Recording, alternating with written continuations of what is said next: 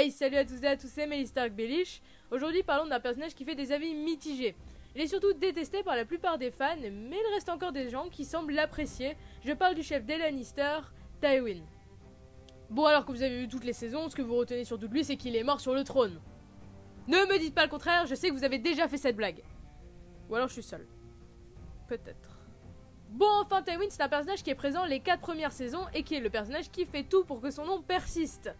Mais pour ça, il est prêt à tout. Et quand je dis à tout, c'est à tout. Donc, explorons le passé de ce personnage, peut-être mal aimé, mais qui n'en est pas moins intéressant. Tywin Lannister est né en l'an 242 dans sa maison à Castral Rock, dans les terres de l'Ouest. Comme Ned Stark, l'auteur n'a pas expliqué d'où vient ce prénom, mais on peut trouver qu'étymologiquement, cela se rapporte à une certaine autorité et à un destin assez noble et strict. Bon, on peut tout valider là-dedans, sauf le noble qui laisse à désirer, mais tout cela dépend de l'avis de chacun. En tout cas, Tywin est la figure autoritaire de la série, celui qui n'hésite pas à remettre ce crétin de Joffrey en place. Tyrion fait de même d'ailleurs. C'est le fils de Lord Tytos Lannister, un assez mauvais souverain, disons-le. Il a un frère qu'on retrouve dans la série, Kevan, ancienne main du roi, qui meurt lors de la saison 6. Un autre frère, Gerion, mort avant que la série commence. Encore un frère, Tiget, et une sœur, Genna ou Jenna, je ne sais pas, qu'on ne voit pas dans la série et qui s'est mariée avec un Frey. En parlant de ce mariage, Tywin s'y était farouchement opposé quand il était jeune. Mais cela a eu quand même lieu, ce qui créa l'alliance entre les Lannister et les Frey qui date de cette époque, et en même temps la haine de la famille Tarbeck que l'on retrouvera plus tard lors de la rébellion des Reynes et des Tarbeck contre les Lannister, qui donna lieu à la célèbre chanson.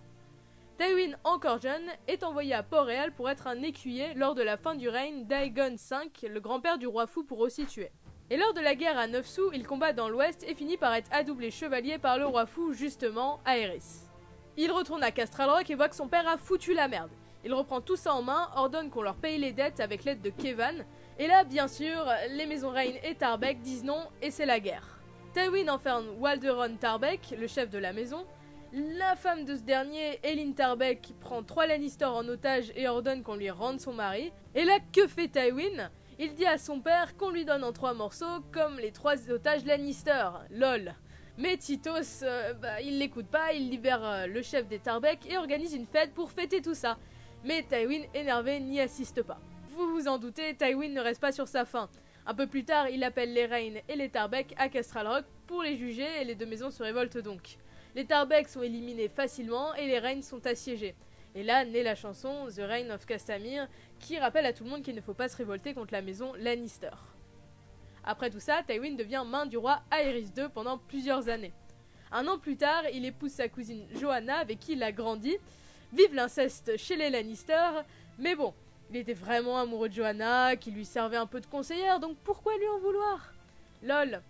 Peu après, elle retourne à Castral Rock et 3 ans après tout ça, elle accouche de jumeaux, Cersei et Jaime. Un an plus tard, Tytos meurt, ce qui fait de Tywin le nouveau seigneur de Castral Rock et le gouverneur de l'Ouest, rien que ça. Bref, il reste à Port-Réal et on se le cache pas, il gouverne un peu à la place du roi. En 273, Joanna meurt en mettant au monde Tyrion, le personnage le plus aimé de la série. Pas aimé par Tywin, en tout cas qui le juge depuis sa naissance comme un nain et le meurtrier de sa femme. Plus tard, Tywin refusera de marier Cersei avec Oberyn et Jaime avec Elia Martell. Voilà, c'est étrange vu comme ceci, mais ça aurait pu se produire. Sa tentative de marier Cersei à Rhaegar échoue ensuite. Voilà, c'est le petit moment je marie mes gosses avec ceux des autres. Puis après, il a essayé de marier Jaime avec Lysa Tully. Oui, la folle que Peter s'est tapée. Puis Cersei avec Viserys, un autre psychopathe, tiens. Non mais excusez-moi, quand je me dis que ces personnages auraient pu être ensemble, ça me fait trop bizarre. Enfin bref, le moment un peu chelou. En 281, le roi promut Jaime dans la garde royale suite au fameux tournoi d'Harrenhal, ce qui énerve beaucoup Tywin qui se retire de son poste de main du roi et retourne à Castral Rock avec Cersei. Jaime a donc été sauvé d'un avenir avec Lysa Tully, et donc Tywin propose à Hoster Tully, le père de Edmure, Catelyn et Lysa, de marier Tyrion à la place, mais c'est un refus. You lose. Et là débute peu après la rébellion du roi Robert. Tywin ne choisit d'abord aucun camp avant de voir la victoire des rebelles. Oui, je me crois dans Star Wars, qu'est-ce que tu vas faire ? Du coup, Tywin se rappelant que Jaime est à Port-Réal, il prend 12 000 hommes et part en vitesse prendre la capitale. Une fois là-bas, Jaime a déjà tué Aerys, et vous le savez, Tywin ordonne à la montagne de tuer les enfants de Rhaegar, et il va présenter leur cadavre à Robert, ce qui rend Ned furieux. Robert est nommé roi, Jon Arryn devient la main du roi et Tywin va proposer à Jon le mariage entre Cersei et Robert. Et enfin ça aboutit. On applaudit.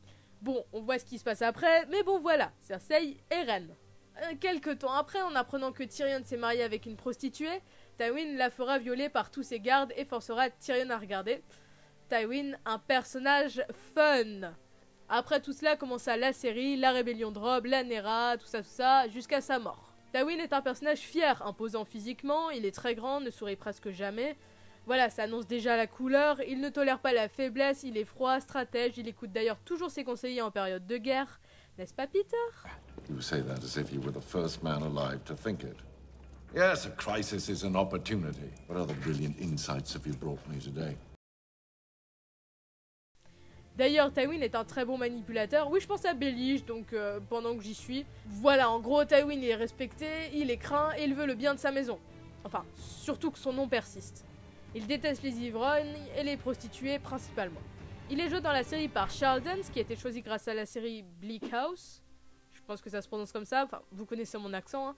Il fait sa première apparition dans Gagner ou Mourir, l'épisode 7 de la première saison, et meurt sur le trône, enfin les toilettes, hein, d'une flèche tirée par son fils Tyrion lors de The Children, l'épisode 10, saison 4. La saison 4 is the best season ever.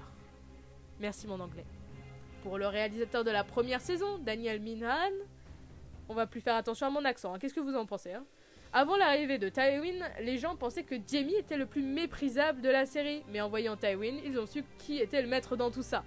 La scène où Tywin dépeut sincère est géniale pour comprendre la tension entre les deux personnages. D'ailleurs, Charles Dance a appris à vider un cerf pour cette scène qu'il a trouvé assez dur à jouer. Il fallait se concentrer sur l'animal tout en parlant d'une chose qui n'avait rien à voir. Les scénaristes devaient pas autant se pencher sur Tywin lors de la première saison. Mais le manque de budget leur a obligé à rajouter des scènes de discussion entre deux personnages qui ne font pas forcément avancer l'histoire, mais qui se concentrent sur la psychologie des personnages afin de rallonger la série. Et c'est comme ça que sont nées les scènes entre Varys et Littlefinger principalement, mais aussi bien sûr les scènes de Tywin. Tywin est un personnage détesté mais qui reste très intéressant, j'espère que vous en êtes rendu compte, ou peut-être que vous le détestez encore plus, va savoir. Enfin bref, c'est ainsi que s'achève cette vidéo sur Tywin Lannister, j'espère qu'elle vous aura plu. Je pense faire Stannis pour le prochain Before Game of Thrones. Enfin voilà, je vous dis à la prochaine, bye tout le monde.